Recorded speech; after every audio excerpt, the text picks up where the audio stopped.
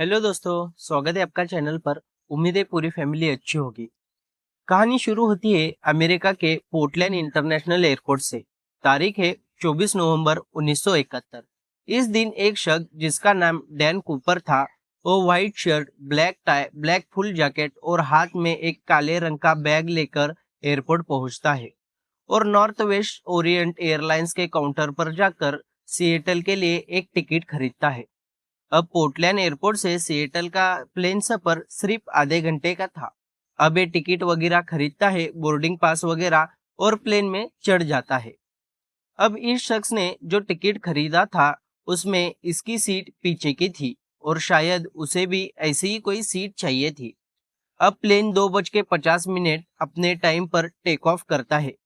जैसे ही plane take off करता है, डैन कूपर अपने जेब से सिगरेट निकालता है। उस वक्त प्लेन में सिगरेट अलाउड था और पीने लगता है।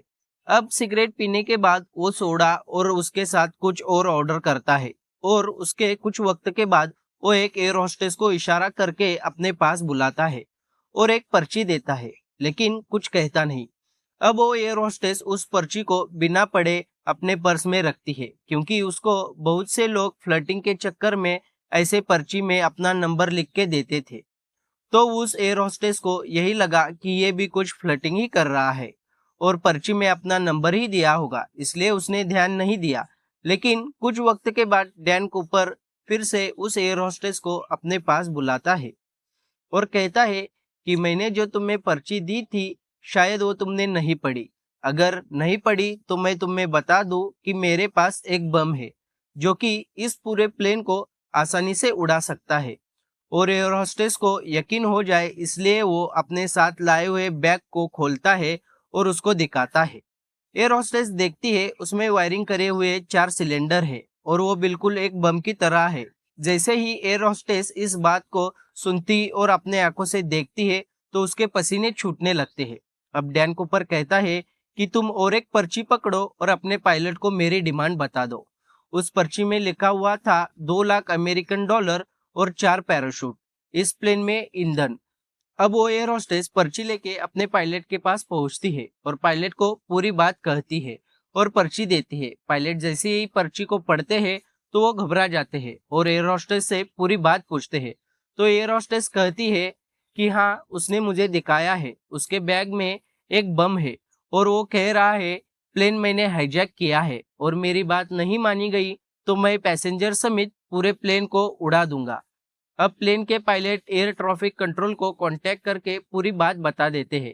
जैसे ही एटीसी में ये बात पता चलती है तो वहां हड़कंप मच जाता है। फिर पुलिस, एफबीआई और अलग अलग एजेंसियों को खबर दी जाती है। अब फौरन पुलिस और एफबीआई की टीम सिएटल के एयरपोर्ट पर पहुंचती है। इधर दूसरी तरफ डैन कूपर पायलट से कहता है कि प्लेन को लैंड नहीं करना, वरना मैं प्लेन को उड़ा दूंगा। तो पायलट प्लेन को बिना लैंड करे आसमान में ही घुमाता रहता है। उतने में एटीसी की तरफ से पायलट को मैसेज दिया जाता है कि हाईजैकर से कहो कि तुम्हारी जो भी डिमांड थी वो मान ली गई है।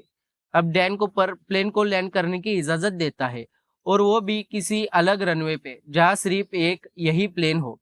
तो पायलट प्लेन को लैंड करता है, लेकिन लैंड करने से पहले डैन कूपर प्लेन के पूरे खिड़कियों को ढक देता है ताकि अंदर जो भी चल रहा है किसी को कुछ पता ना चले।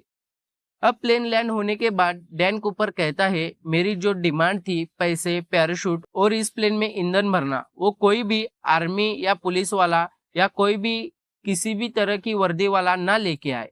तो एफबीआई भी किसी भी प्रकार का रिस्क नहीं लेना चाहती थी। खुद मैनेजर पैसे और पैराशूट लेके प्लेन में जाता है और डैन कूपर को देता है और कहता है आप ग्राउंड पर आके बात कीजिए, आपकी जो भी डिमांड है मान ली जाएगी। लेकिन डैन कूपर मना कर देता है। अब ईंधन भरने का काम शुरू होता है। ईंधन भरते वक्त एफबीआई पैसेंजर को छोड़ने की डिमांड करता है और डैन कूपर मान भी जाता है। अब एक एक करके पूरे पैसेंजर सिएटल एयरपोर्ट पर उतर जाते हैं। इसी दौरान प्लेन में ईंधन भी भर दिया जाता है। अब डैन कूपर पायलट से कहता है कि प्लेन को टेक ऑफ कर लो। अब पायलट भी मजबूर था, वो प्लेन को टेक ऑफ करता है। इधर एफबीआई कोई भी रिस्क नहीं लेना चाहती थी और एफबीआई ने जो भी पैसे दिए थे उसके सीरियल नंबर नोट किए थे और वो कहते हैं कहाँ तक भागेगा, कहीं ना कहीं लैंड करेगा तब पकड़ लेंगे। डैन कूपर पायलट से कहता है प्लेन को 10,000 फीट के ऊपर मत उड़ाना और स्पीड मिनिमम रखना और प्लेन को मैक्सिको की तरफ ले चलो, वरना मैं प्लेन को उड़ा दूंगा।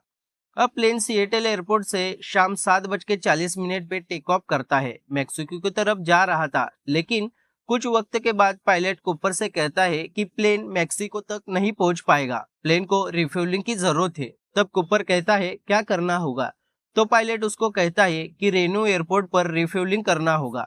कूपर मान जाता है और प्लेन अब रेनो एयरपोर्ट की तरफ बढ़ते जा रहा था। कुछ वक्त के बाद प्लेन में क्रू मेंबर थे, क्योंकि कूपर ने सभी क्रू मेंबर को उतरने की इजाजत नहीं दी थी।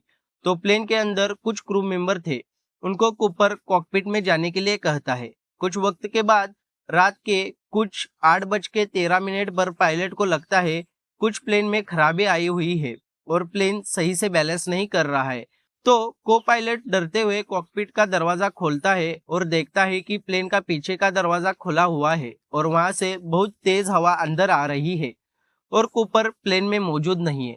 तो वो भाग के सबसे पहले तो प्लेन का दरवाजा बंद कर देता है और कूपर को देखता है, लेकिन उसको कूपर कहीं नजर नहीं आता। उसको लगता है कि कूपर कहीं बाथरूम वगैरह गया होगा और उसको अगर पता चलेगा कि मैं कॉकपिट से बाहर आ गया हूँ तो वो प्लेन को उड़ा देगा। इसी डर से वो वापस कॉकपिट में चले जाते हैं।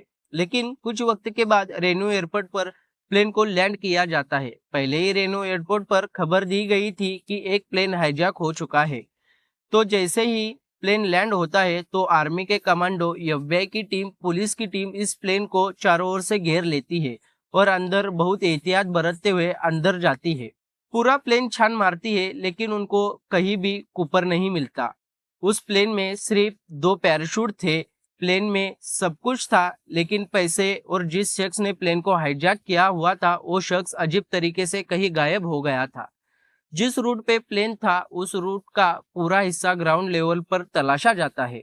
कई सौ टीम कई सौ किलोमीटर तलाशने के लिए लगा दी जाती है, लेकिन कहीं कुछ फायदा नहीं होता। लेकिन कुछ सालों बाद एक बच्चे को उसी प्लेन के रूट पर अमेरिकन डॉलर मिलते हैं। तो उस डॉलर से पता चलता है कि ये कूपर को दिए हुए डॉलर है। तो एफबीआई की टीम वो पूरा इलाका छान मारती है, लेकिन कुछ कामयाबी नहीं मिलती। और फिर एफबीआई की टीम 2016 या 2017 में इस केस से हार मानकर इस केस को क्लोज कर देती है।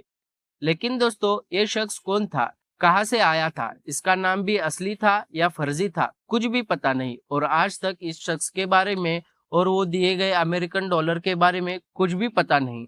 और इस केस को दुनिया डीबी कॉपर के नाम से भी जानती है, क्योंकि किसी मीडिया चैनल ने जल्दबाजी में इस केस का नाम डैन कूपर के बजाय डीबी कॉपर कहकर लोगों को न्यूज सुनाई और पूरे न्यूज चैनल ने भी इसी नाम को फॉलो किया। दोस्तों, ये थी अमेरिका इतिहास की सबसे बड़ी अनसुलझी प्लेन हाइजिंग की कहानी। कहानी आपको कैसे लगी आप कमेंट करके जरूर बताना। अगर चैनल पर नए हैं तो चैनल को जरूर सब्सक्राइब कर देना। तो चलिए दोस्तों, मिलते हैं किसी नए वीडियो के साथ।